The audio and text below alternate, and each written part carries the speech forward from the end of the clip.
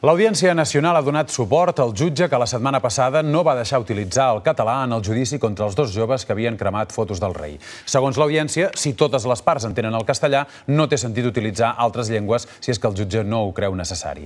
La qüestió, però, arribarà al Consell General del Poder Judicial, que, a petició d'un dels seus vocals, Alfons López Tena, investigarà l'actuació del jutge.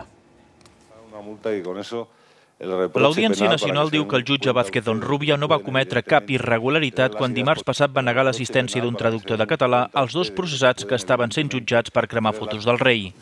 Citant jurisprudència del Tribunal Constitucional, l'Audiència diu que en aquest tribunal es parla castellà sempre i quan les parts l'entenguin. En els judicis, a matarres on s'incorporen traductors d'euskera, això és una deferència que es fa sempre i quan el jutge ho permeti. El mateix Vázquez Onrubia diu avui en la sentència pel cas que aquest judici s'ha intentat instrumentalitzar políticament. I en aquest cas s'hi ha d'afegir un nou element.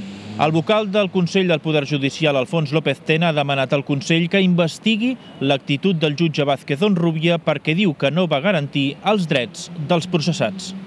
Segons López Tena, el jutge podria haver comès prevaricació i discriminació. Perquè llavors què passa? Que pot parlar en la seva llengua un etarra, pot parlar que està causat per assassinat, pot parlar en la seva llengua un àrab, que és estranger, i en canvi un català no pot parlar en la seva llengua quan la llei li empara, per no parlar de la Constitució, en la que diu allò d'especial respecte i protecció del català i de les llengües, segons diu la Constitució, espanyoles diferents del castellano. El ple del Consell tractarà aquesta denúncia aquest dimecres. Carles Castellnou, TV3, Madrid.